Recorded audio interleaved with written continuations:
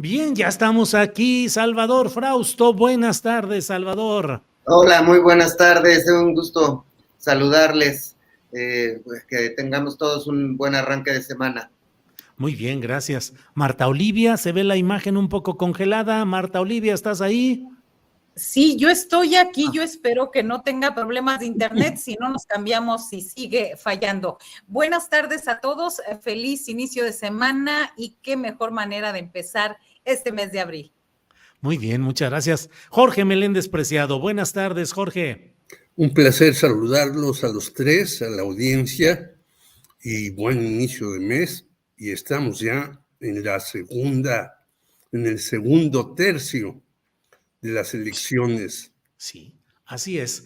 Bueno, la semana pasada comenzó Salvador Frausto nuestra ronda de pláticas y comentarios. Hoy le vamos a pedir a Marta Olivia que nos diga cómo va viendo este arranque, este inicio del segundo de los 3 meses de campaña presidencial. Estamos ya a 2 meses de la elección, que parece poco tiempo y sin embargo, pues tal vez haya todavía muchas cosas que ir reporteando. Marta Olivia, ¿cómo ves el primer mes? ¿Qué esperas para el resto de este lapso? Así es, yo espero que se pongan más interesantes, que haya posiciones más claras y pues algo, a mí me parece que han estado un poco aburridas, un poco predecibles, porque este periodo de precampaña y sobre todo que empezaron desde antes algunas, ha ido como un poco desgastando la campaña electoral. Me parece que a partir del primer debate, que es el próximo domingo, haya algo distinto. Y bueno, como decía la canción de los Cadetes de Linares, no hay novedad, aquí todo sigue igual. A un mes de las campañas presidenciales, pues la candidata de la 4T, Claudia Sheinbaum, tiene una ventaja de 17 puntos porcentuales en la intención de voto sobre la candidata de la coalición opositora, Xóchitl Gálvez. En tanto, el candidato de Movimiento Ciudadano, esto de acuerdo a una encuesta, a la más reciente encuesta del Financiero, el candidato de Movimiento Ciudadano, Álvarez Maínez, simplemente no despunta y no logra rebasar los 10 puntos porcentuales en la intención del voto. Y bueno, pues vaya problema y dolor de cabeza para el Partido Naranja, aunque tal vez, esa podría haber sido su estrategia desde el principio, designar a un candidato gris que no cuenta ni con el bagaje político ni con el carisma para destacar en esta elección y nadar un poco de muertitos. A mí me llama la atención el hecho de que la imagen de las candidatas registró algunas mejoras, según esta encuesta. La opinión positiva de Sheinbaum subió 4 puntos, mientras que su opinión negativa bajó 3. La positiva de Xóchitl Gálvez subió 1 punto y la negativa bajó ligeramente, pues 3 puntos. Pero este no fue el caso, y vuelvo a MC, a Movimiento Ciudadano. Su candidato, la opinión positiva entre el electorado bajó 1 punto porcentual y la negativa subió 6 puntos. Esto significa que perciben a Maínez criticando más que proponiendo, mientras que a Gálvez la perciben haciendo ambas cosas y a Sheinbaum la perciben principalmente haciendo propuestas. Entonces, me parece que en esta síntesis apretada podría ser eso.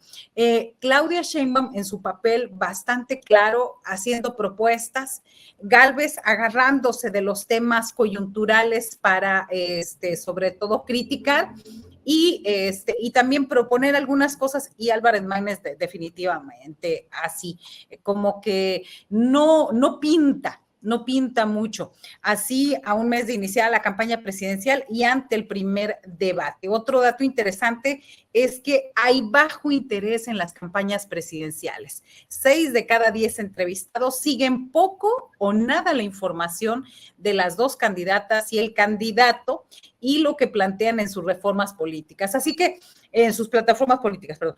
Así que esperamos que haya algo más de acción, esperemos con el debate. Si no, pues yo sí siento que esto va a ser ni siquiera para sacar las palomitas, porque las palomitas como que todavía le ponen algo de sazón. No, yo creo que para que nos despierten un poco. Vaya, Marta Olivia, gracias por el comentario y además por el aderezo musical que has puesto con esta canción de los Cadetes de Norteño. Linares. Sí, el norteño, que en una parte dice, y yo no sé si pudiera servir, Jorge Meléndez, que te vamos a pedir tu comentario, no sé si sirva para dedicársela a alguien de la oposición o algo así, que dice, quisiera que me hicieras mucha falta y gritarte que regresen, pero aquí no hay novedad. No, no te preocupes por mí, aquí todo sigue igual como cuando estabas tú. ¿Cómo la ves, Jorge? ¿No hay novedad? ¿Sí habrá novedad? Pues no hay novedad. Yo creo que la novedad es los famosos anuncios con el logotipo del INE de la señora Xóchitl Gálvez. Esa es la gran novedad para mí, porque después de que escuchamos que el INE no se toca y que no hay que tocar los organismos que nos dieron casi patria y bendición y civilidad y democracia y qué sé yo, ahora la señora Xóchitl no solamente los toca, sino los hace chicharrón y cree que diciendo el INE que no van a tocar los programas sociales, algo que para tocarlos, pues se necesitaría que quien lo hiciera tuviera las dos terceras partes en la Cámara de Diputados y Senadores, y yo no veo por ningún lado, como ha dicho Marta Olivia, que los partidos como el PRI o el PAN puedan tener esa relación. Ya no hablo del PRD, como tú lo has dicho desde hace mucho, porque el PRD tiene broncas hasta dentro de personajes como el hermano, el primo de Silvano Aureoles, que ya se quiere ir a Morena, y este Silvano, pues andaba también ya desaparecido y enojado y molesto y demás. Yo creo que los que le podrán poner un poco de sal a los palomitas si existen, serían las campañas que habrá en Puebla, Morelos, Veracruz y Chiapas. Y digo esto porque a la señora Rocío Nale, aparte de que ya le sacaron que tiene un caserón allá en Veracruz, pues fue al café más emblemático del puerto, La Parroquia, y un grupo de panistas, seguramente porque se veían de blanco todos ellos, le gritaron fuera, fuera, fuera. Ella quería dar una conferencia de prensa y tuvo que salir. Y luego en Morelos, bueno, el señor Cuauhtémoc Blanco por fin ya se fue, y las dos candidatas que están ahí, pues no lo quieren para nada. Tanto lo que era de Morena y ahora es del Frente, como la propia de Morena, pues no, Margarita González es la de Morena y Lucy Mesa es la del Frente. Le están diciendo que hizo una gestión desastrosa, cosa lógica porque él iba y venía y andaba de parranda por aquí, por allá y por acullá y no atendía. Y en otros dos estados, como dices tú, donde hay problemas, es en Puebla. Pero aquí yo no creo que pueda ganar el PAN, porque Morena no solamente fichó a los priistas, sino a los panistas. Y entonces están Alejandro Armenta, Nacho Mier, los Chedraui y toda esa bola de personajes que andaban con Mario Marín y con Moreno Valle y demás. Aquí en Puebla yo creo que va a ganar ampliamente Morena, pero sí hay una insatisfacción, tanto así que algunos compañeros ya hicieron por ahí unos libros diciendo qué va a pasar con Morena, porque saben que pues los que van a quedar en los lugares preferentes van a ser priistas y algunos panistas. Y obviamente empresarios como Chedraui.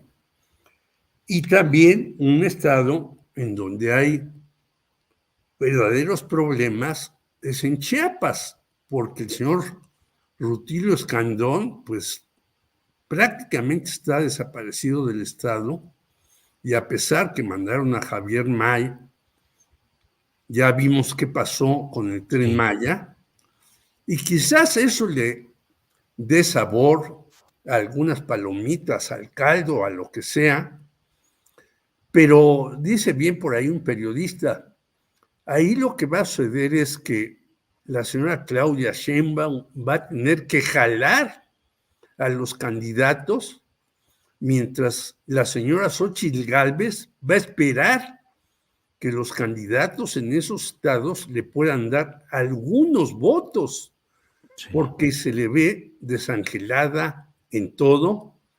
Y repito lo del Instituto Nacional Electoral, porque el INE se ha portado muy blando con la señora Xóchitl Gálvez. ¿Cómo es que pone espectaculares con el INE?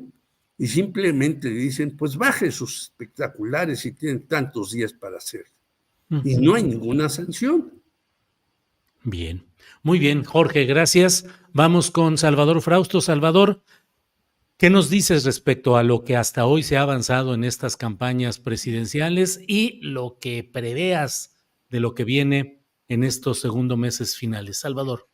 Sí, hemos visto 3 campañas presidenciales con sus propios sellos. En el caso de Claudia Sheinbaum, ya lleva visitados 21 estados, ha recorrido en kilómetros, 15,000 kilómetros. Sin embargo, más allá del kilometraje, es la que ha visitado más entidades y además tiene más o menos en promedio unas 3 eventos por cada gira de trabajo que realiza. Muchas de ellas son mítines por tierra, es decir, está apostando por una campaña de mucha territorio, además de las campañas en redes sociales y en medios de comunicación. Y Xóchitl Gálvez tiene 19 estados visitados. En kilometraje son un poco más que los de Claudia, son 20,000 kilómetros. Sin embargo, se ha observado mucho que va a eventos muy localizados, muy cerrados, como con empresarios, con organizaciones, con grupos de profesionistas, en eventos cerrados, y da sus discursos y se regresa.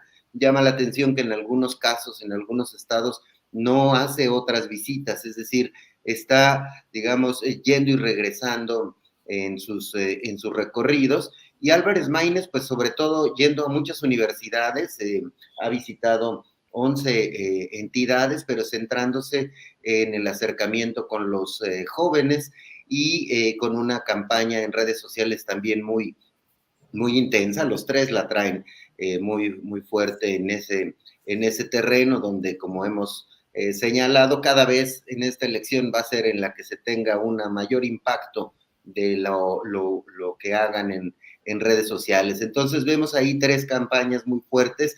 No vemos a Claudia, pese a que trae en promedio entre el 15 y el 20% arriba en las encuestas, no está cediendo el paso, es decir, está haciendo una campaña intensa, probablemente sea la campaña más dinámica de las 3 que estamos viendo, y Xóchitl pues peleando, tratando de encontrar espacio en el apoyo con empresarios y con organizaciones de la sociedad civil y organizaciones de profesionistas.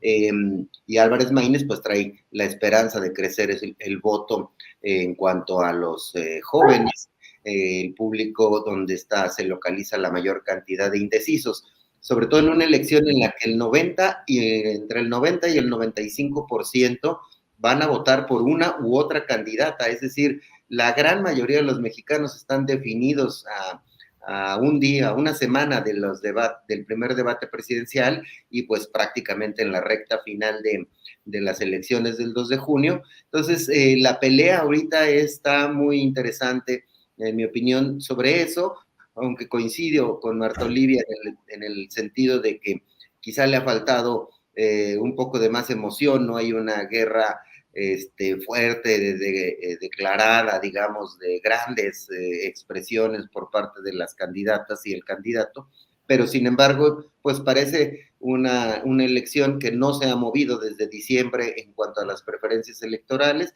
Si así sigue, que ya es difícil a poco más de un mes de que sea la elección presidencial, pues bueno, vemos complicado que se muevan mucho las encuestas, que se muevan las preferencias electorales. Hay 15 o 20 puntos de distancia entre Claudia y Xóchitl, y pues está por verse el Movimiento Ciudadano en qué rango se coloca, si en este 5% en promedio que le ponen las encuestas, o se va un poco más hacia arriba, o no logra crecer de ese umbral en el que trae. Entonces, pues vemos ahí unas campañas, me parece que no se han movido, que el debate tiene una gran expectativa. Vamos a ver cómo se desempeñan y analizar la recta final de esta campaña presidencial, que parece que se va a resolver por el lado de la mayoría de los mexicanos que quieren continuidad de los programas sociales y del gobierno de Andrés Manuel López Obrador, y un porcentaje que ronda el 30%, que está por una opción distinta a la continuidad de la llamada cuarta transformación, Julio. Bien, gracias, Salvador. Marta Olivia ya en nuevo escenario, Marta Olivia López, ya bien acomodada. Marta Olivia, en otro... internet tremendo, Sí, o sea, hay que estar atentos ahí a moverse uno donde esté mejor recepción o mejor difusión. Marta Olivia, entre otros temas persiste el señalamiento de los opositores de que se van acumulando hechos que pudieran darles materia para intentar un juicio para la anulación de las actuales, el actual proceso electoral.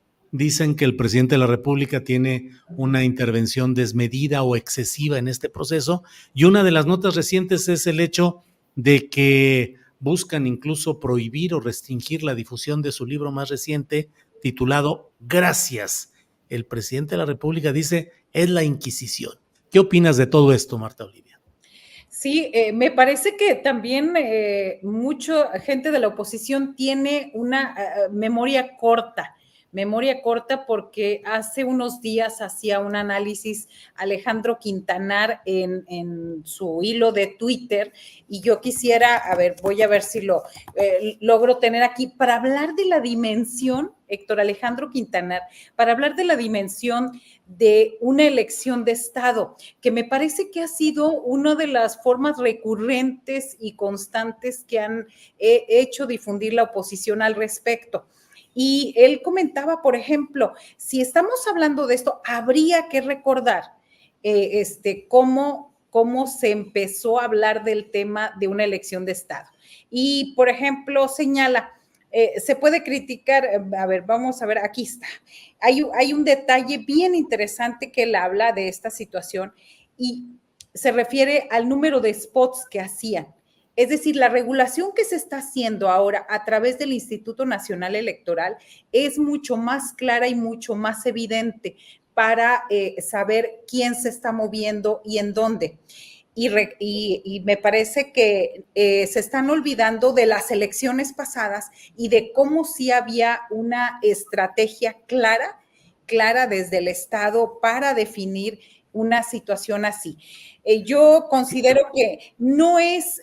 Si Andrés Manuel López Obrador fuera el primer libro que estuviera realizando, que estuviera difundiendo, escribiendo y difundiendo en esta época, a mí me daría a qué pensar, porque diría, pues es claro que están, de alguna manera está disfrazando una propaganda. Pero Andrés Manuel López Obrador ha estado escribiendo durante toda su administración. Así que yo considero que es que este señalamiento precisamente, ¿a quién?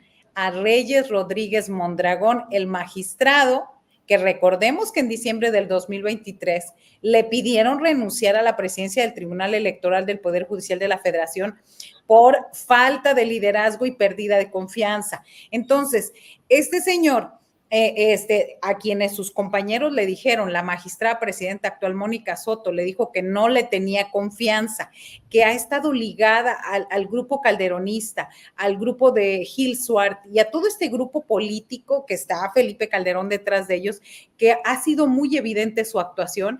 Me parece que hay que recordar quiénes son los que están detrás y quiénes están construyendo este discurso para deslegitimar el resultado de las elecciones. Así que yo creo que es, ahora, antes no estaba regulado y desde el Estado se promovía directamente una campaña que fue la de Felipe Calderón, por ejemplo, en el 2006.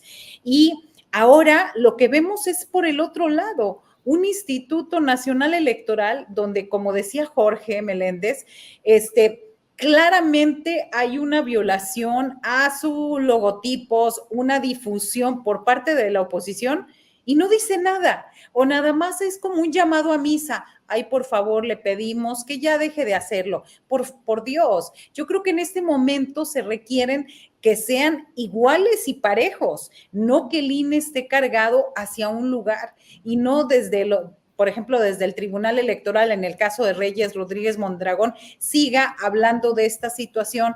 ¿Por qué? Pues porque sabemos que tienen intencionalidad política muy, muy clara, muy clara de afectar, y es el mensaje que están construyendo para deslegitimar. Así que yo creo que el mejor antídoto de todo esto es salir a votar por quienes quieran, pero salir a votar el día 2 de junio. Gracias, Marta Olivia. Jorge Meléndez, ¿percibes que hay un riesgo de que pueda prosperar un juicio, una acción ante el Tribunal Electoral pretendiendo anular el proceso electoral en curso?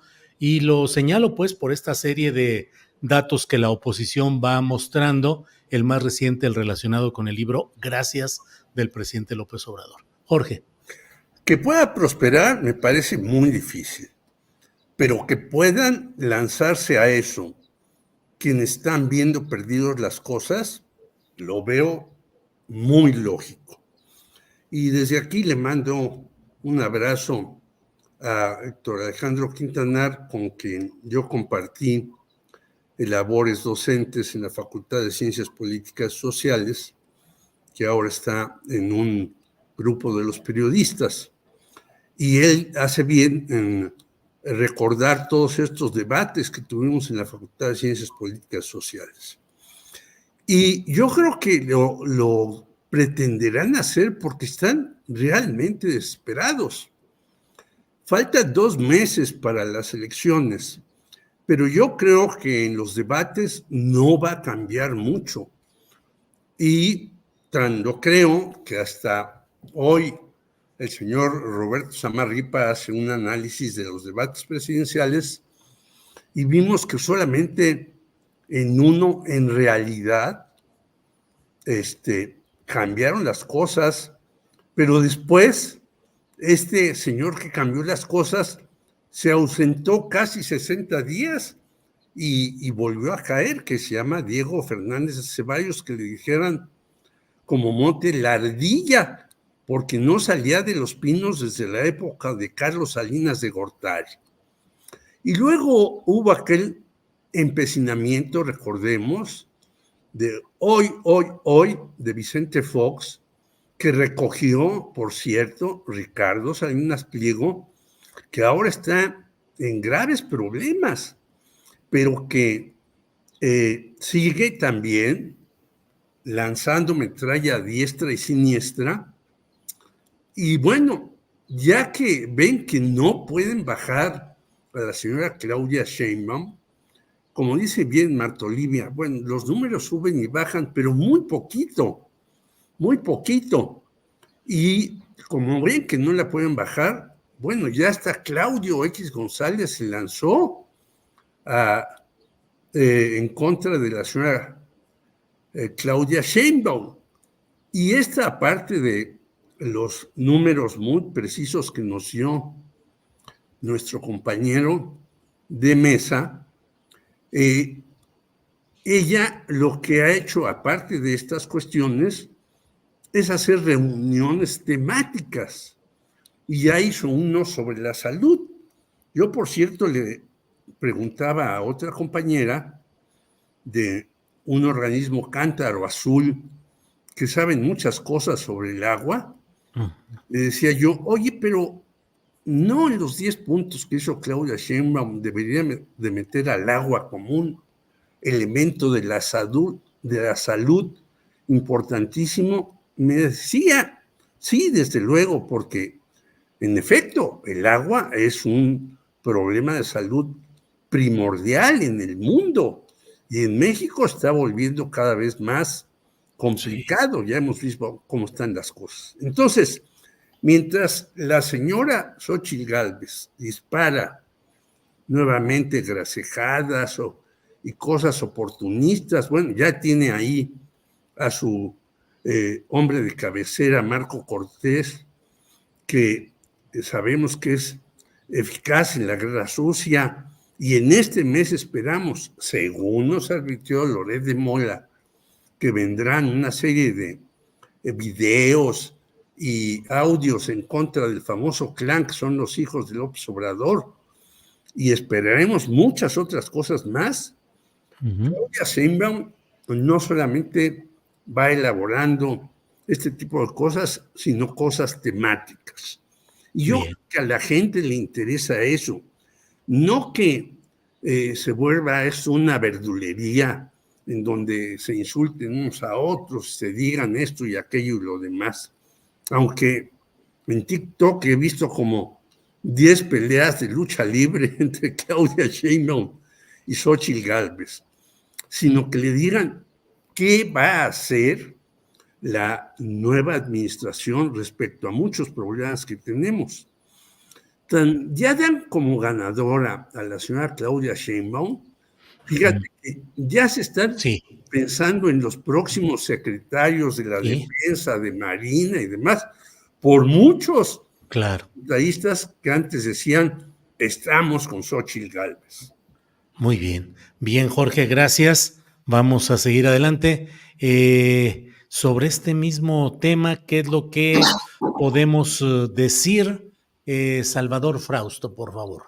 Sí, bueno, pues a mí me parece que sí se está tratando de construir un relato de que hay una elección de Estado, pero no ha aprendido. Es decir, Xóchitl Gálvez fue una de las primeras acciones que tomó al salir del país, ir a decir que había una democracia en riesgo, y en Estados Unidos, en España, trató de posicionar un discurso en ese sentido. Sin embargo, no es una preocupación para los mexicanos el estado de salud de la democracia, según reportan todos los estudios de opinión. Le preocupan a los mexicanos la inseguridad, la economía, los empleos, en tercer lugar la educación y la salud, y bueno, pues incluso vería ahí puntos frágiles en la administración actual, en los temas que tienen que ver con salud y con educación. Quizá por ahí estén las fragilidades más fuertes, importantes, o las deudas de este gobierno federal. Sin embargo, al haber focalizado en un riesgo de una elección de Estado, no hay elementos creíbles, y los difusores de este tipo de discursos no tienen credibilidad, no han podido instalar esta narrativa. Así que solo unas elecciones muy cerradas podrían alentar que hubiera una judicialización de las elecciones, es decir, una serie de denuncias, de demandas, de intervenciones irregulares en las elecciones. No se ve que vaya por ahí. A la elección federal parece que se va a resolver entre el 15 y 20% de diferencia, y esa misma tendencia vemos por lo menos en 3 estados de los 9 donde va a haber elecciones. Hay una diferencia de 20% entre los aspirantes de Morena y los segundos lugares, que son los candidatos del PAN, PRI, PRD. Es el caso de Puebla, que tiene 62%, Armenta arriba, Tabasco está prácticamente en un paseo en las nubes con 68% para el candidato de Morena, y Chiapas, que tiene 65% arriba. Es decir, en esos 3 estados la diferencia es de 20 puntos o más entre los aspirantes de Morena y los de la coalición de oposición. Después vienen 3 estados de Morena donde se ha cerrado un poco la elección, donde la diferencia es entre 10 y 15%, que es el caso de la Ciudad de México, Veracruz y Morelos. Sobre todo Morelos se ha acercado más, está cerca del 10% la diferencia entre el puntero de Morena y el de la coalición opositora, y en el caso de las elecciones donde lleva ventaja el PAN, el PRI y el PRD, que son Guanajuato y Yucatán, la diferencia también es entre el 10 y el 15%, son elecciones un poco más cerradas, al igual que Jalisco, donde lleva ventaja Movimiento Ciudadano, también por unos 10, 15 puntos. Entonces vemos este panorama que es pues muy cantado con respecto a las previsiones de hace 2 o 3 meses, es decir, Morena se llevaría 6 estados, el PAN y el PRI se llevarían 2 estados y Movimiento Ciudadano 1, si no hay sorpresas en las elecciones más cerradas. Entonces, una judicialización se ve muy difícil en elecciones que las más cerradas traen 10 puntos de diferencia. No es una ventaja menor sacarle 10 puntos. Y bueno, con respecto a lo que decía el debate, sobre el debate, Jorge, y se ha escrito hoy también en algunos medios de comunicación, a mí me parece que sí hay 3 debates que marcaron diferencia en los últimos años. El de Diego Fernández de Ceballos, que mostró que le gana a Zedillo en el debate, crece en las encuestas, crece en la expectativa de que podía ganar, pero decide no hacer campaña, se guarda. Sí, decide no ganar, Salvador, sí. Ya en lo electoral. Él mismo se asustó porque su acuerdo con su amigo Carlos Salinas era no, te pusimos para que compitas, no para que ganes, compadre, ¿no? Ese es un caso muy, muy evidente que ha sido muy estudiado. Habrá que recordárselo a las nuevas generaciones, pero no quiso Diego Fernández de Ceballos ganar la elección. Ese es un caso en el que hay un impacto del debate. En el segundo caso es el predebate, cuando Fox hace el hoy, previo incluso al debate formal, se mueve también la expectativa de cambio y la expectativa de que podía la oposición, en este caso el PAN, ganarle al PRI, que nunca había perdido, y se mueven las encuestas, se mueve toda esa campaña gigantesca del voto útil, y termina ganando Vicente Fox esas elecciones, incluso por un margen más amplio de lo que decían las encuestas. Entonces ahí hay un segundo caso en el que un debate presidencial impulsa a un candidato, en este caso sí quiso ganar Vicente Fox y jugó fuerte hasta el final. Eso, tesón, no le podemos criticar a Vicente Fox en su carrera política.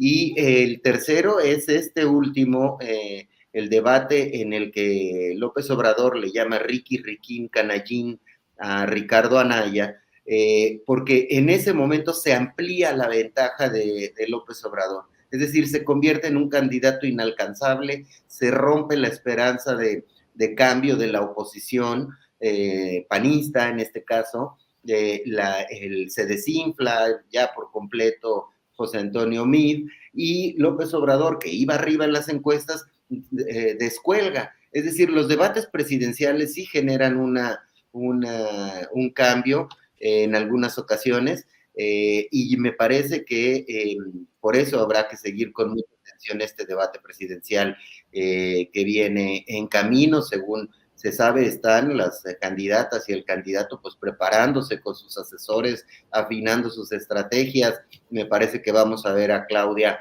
haciendo propuestas atrevidas. Yo creo que ya ha dibujado algunas que tienen que ver con la salud, como por ejemplo, el asunto de ir con médicos casa por casa. Esta idea que se presentó hoy de una agencia anticorrupción que dependa directamente de la presidencia de la República. Es decir, me parece que por ahí hay una serie de propuestas y va a dar algunos golpes. Me parece que un estilo similar al que utilizó Clara Brugada en el debate por la jefatura de gobierno de la Ciudad de México, y veremos a Xóchitl como vimos a Taboada, peleando, pegando, y vamos a ver si se mete en la contienda. Y bueno, Álvarez Maínez, no sé si le gusten las palomitas, pero para colocarse, llamar la atención, meterse en el debate, hablarle a los jóvenes, pues tratar de colocarse como una opción para los indecisos. Entonces,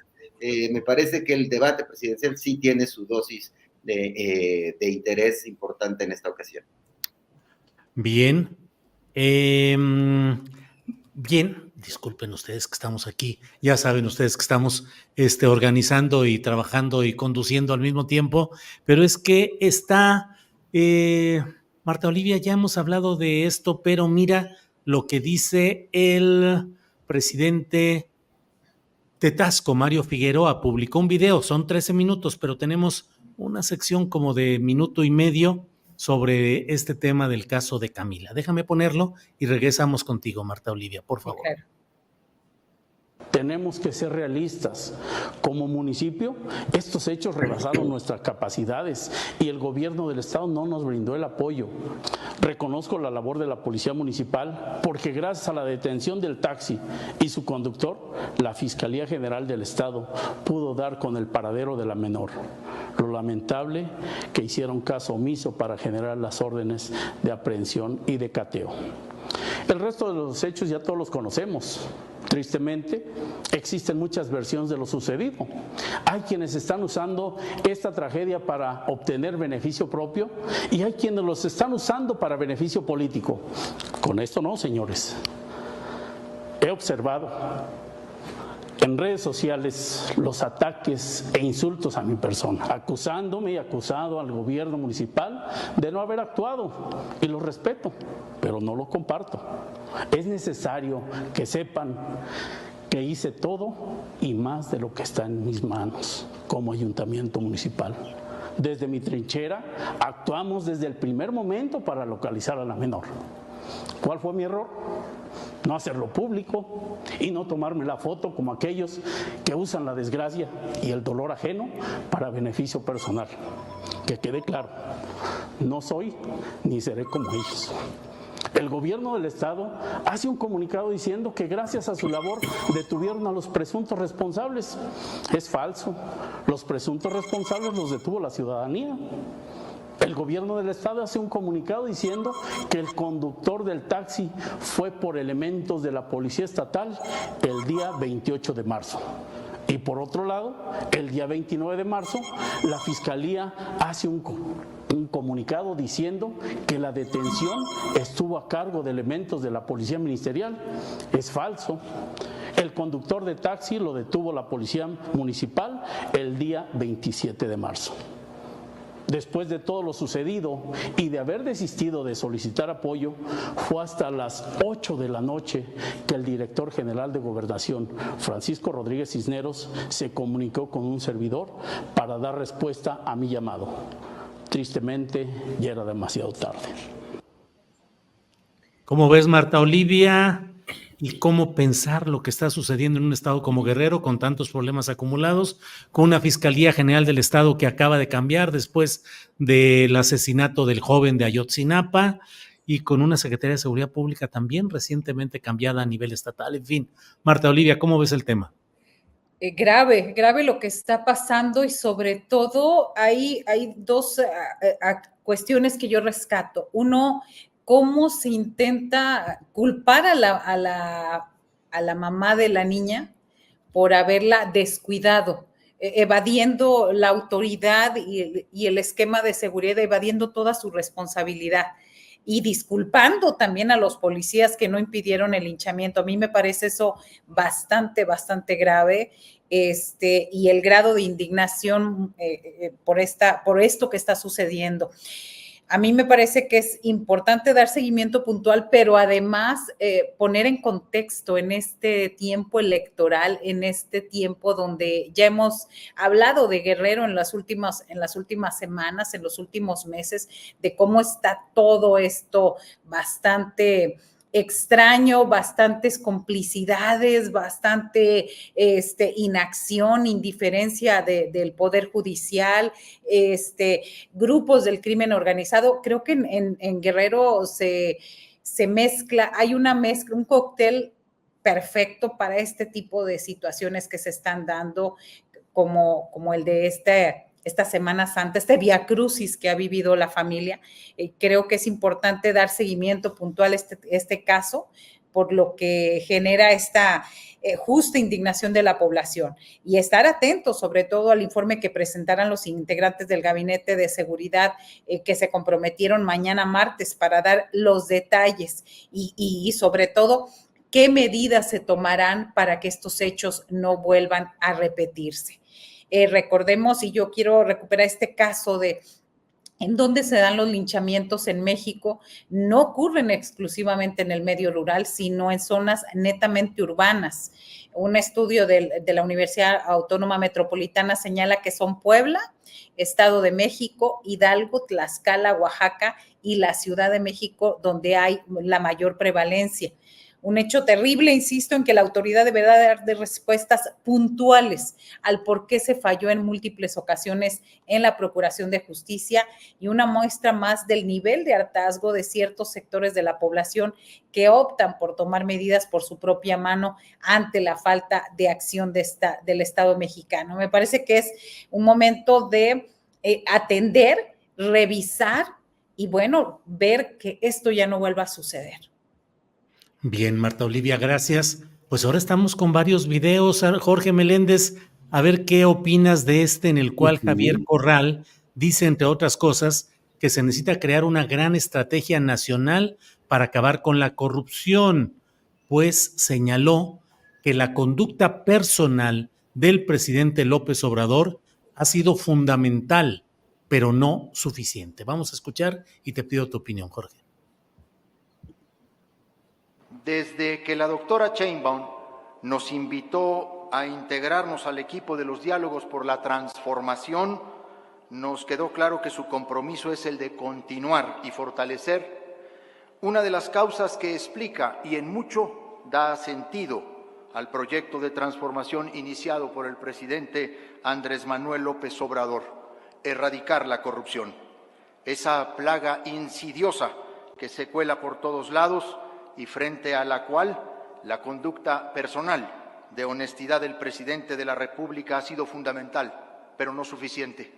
Constituye un enorme paso en la historia de México que el jefe del Estado ya no sea más el vértice por el que se mezclan los negocios y la política, pero a ese ejemplo hay que sumar ahora una gran estrategia nacional para enfrentar un fenómeno persistente, transversal, sistémico y universal que ha representado para México un lastre que ha debilitado sus instituciones y minado la confianza pública. ¿Cómo ves, Jorge Meléndez, la estrategia de corrupción? Déjame, ya que estamos aquí encarreraditos, Sí, déjame poner mira, órale, Alfredo órale. Trujillo dice, por ahí leí que Javier Corral va a ser el zar anticorrupción con Sheinbaum. Ja, ja, ja, hazme el fabrón, cabor. Bueno, ¿qué opinas, Jorge? Bueno, yo también cantaría los cambios que da la vida, qué mundo tan diferente, porque acordémonos que Javier Corral era un anti-López Obrador furibundo, Sí. pero ligaría lo de Tasco con la corrupción. En efecto, yo creo que hay una tragedia profundísima en Guerrero que ahora nos han querido diluir con que las playas de Acapulco estaban llenas y que había mucha gente y que ya las cosas mejoraron y ya las cosas van bien y demás. Pero imposible si esta señora Evelyn Salgado pues no hace nada. Realmente es el peón o el caballo de Troya o lo que sea de su papá Félix Salgado Macedonio, que tiene una reputación pésima y que ha hecho de su vida, después de que llevó aquellos famosos costales con los votos quemados, ha hecho de su vida algo diferente de lo que empezó siendo como un verdadero ciudadano que quería elecciones limpias y pulcritud y demás. Bueno, Félix Salgado es un impresentable total y esto tiene que ver también con la corrupción y hay que verlo en Guerrero como tienen que llegar el clero para hacer un acuerdo entre los grupos rivales y que ya no haya una situación de aniquilamiento entre un grupo y otro y la población en medio viendo este tipo de cosas. Pero estos enfrentamientos y la delincuencia y la ilegalidad y muchas cosas más tienen en efecto que ver con la corrupción. Y yo digo, para mí, a lo mejor el señor Santiago Nieto, sea candidato o no a la senaduría, porque ya lo impugnaron, podría ser el famoso zar anticorrupción. No porque desdeñe, desprecie ni deje de lado a Javier Corral, que hizo su parte, hay que decirlo también, ya después de que vapuleaba a López Obrador, cuando él tuvo que enfrentar la corrupción en su Chihuahua querida con César Duarte.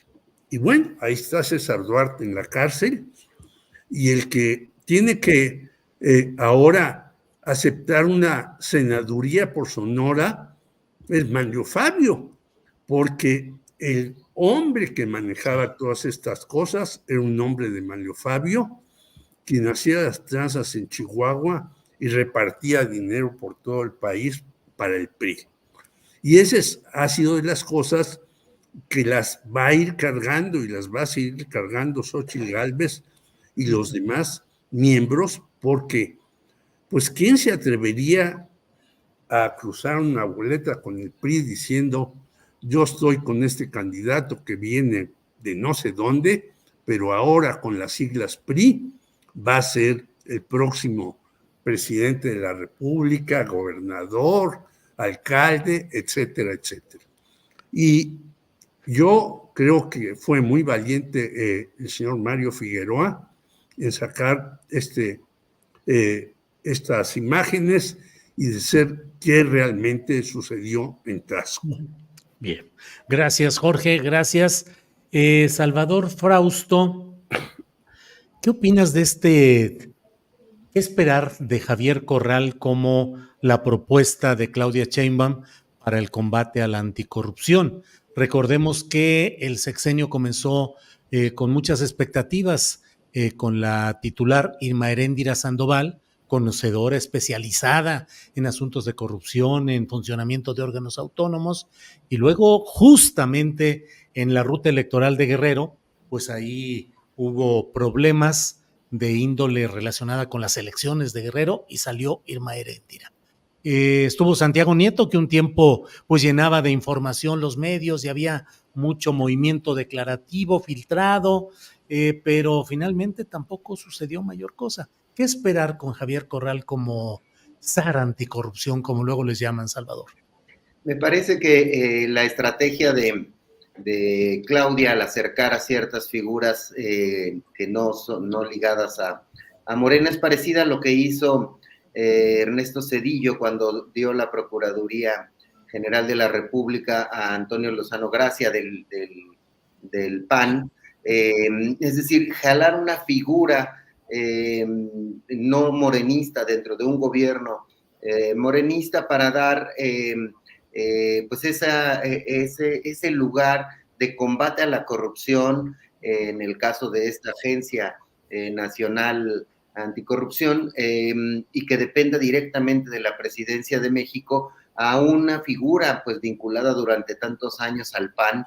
Era visto Javier Corral como un panista rebelde, digamos, que terminó peleado con la propia candidata a la gubernatura que lo sucedió, de Amaru Campos. Es decir, me parece que trata de colocar la lucha anticorrupción en manos de alguien no vinculado directamente a Morena, y esa es el sello que me parece que está queriendo mandar en ese sector y en otros sectores, por ejemplo, en los temas de salud o en los temas de desarrollo económico, ha acercado a figuras de la economía o expertos en salud, o expertos en educación, que están vistos más como independientes o como no necesariamente obradoristas de hueso colorado, y esa jugada me parece que es uno de los sellos que va a imprimir Claudia en sus programas.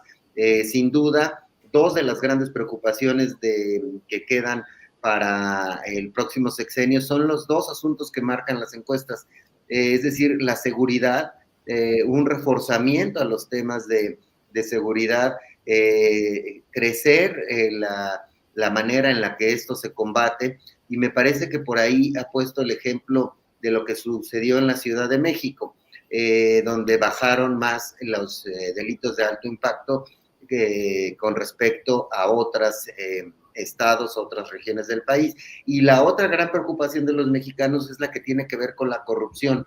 Es decir, coincido con Javier Corral en que la figura de López Obrador está asociada a la honestidad, al combate, a la obsesión por acabar con la corrupción. Sin embargo, no es suficiente. Los datos duros hablan de una gran cantidad de adjudicaciones directas en los contratos de gobierno, y esta propuesta que presenta el equipo de Claudia Sheinbaum pone como meta, como compromiso, que tienen que ser un bajo porcentaje de adjudicaciones directas y un alto porcentaje de licitaciones para entregar contratos. Entonces, me parece que esa es la señal que se trata de dar con Javier Corral, y que, bueno, pues tendrá que rodearse de otras figuras que sean vistas como figuras no necesariamente vinculadas a Morena o vinculadas con sectores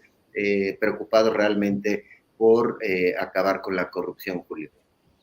Bien, Salvador. Gracias. Son las 2 de la tarde con 56 minutos. Nos queda tiempo para postrecito de unos 2 minutos cada cual. Marta Olivia, por favor, ya en esta parte final, lo que quieras aportar. Sí, uno de los temas que dejamos pendientes y que a mí me parece muy importante es cuando Javier Milei dice que es un problema de los mexicanos si eligen a los socialistas. Y digo por vernos en ese espejo. Para este tema yo quisiera compartirles parte de una investigación, un texto que publicó la Facultad de Ciencias Sociales de la Universidad Nacional de Córdoba, Argentina. El documento se titula ¿Cuáles son las razones que impulsan el voto a Milei? Y el texto señala que la mayoría de los argentinos votaron por un político autoproclamado como el primer presidente anarcocapitalista. Ojo, en primer lugar, por un rechazo a la clase política.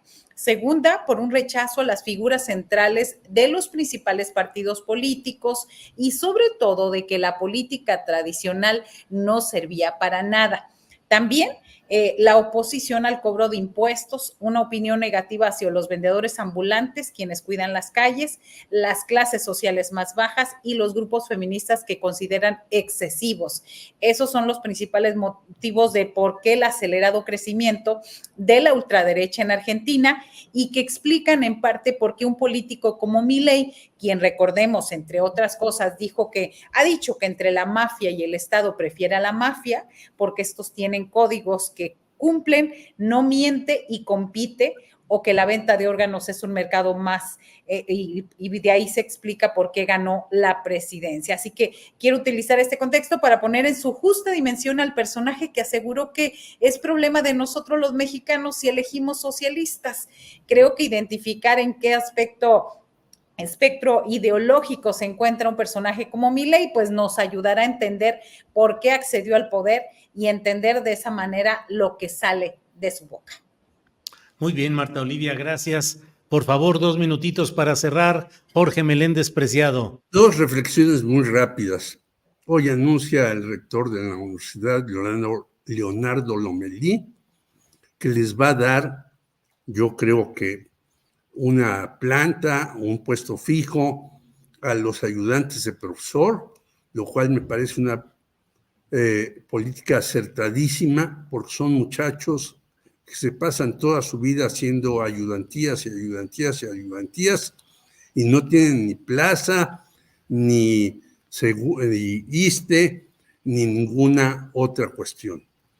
Y leyendo hoy al señor León Krause, me recordé yo aquella famosa película de Sergio Arau, Un día sin mexicanos en Estados Unidos, y en efecto, los mexicanos son los que hacen los trabajos más difíciles, más complicados. Ahora están reconstruyendo el puente de Baltimore, que un carguero lo destruyó, y lo hacen mañana, tarde y noche, y sin embargo el 28% de los estadounidenses que dicen que van a votar están en contra de los migrantes. Ahí vemos una de esas contradicciones siempre en la vida, que a pesar de que tengamos a quienes hagan el trabajo más duro, incluso en México, yo he oído a universitarios que dicen, esa indígena, así con desprecio.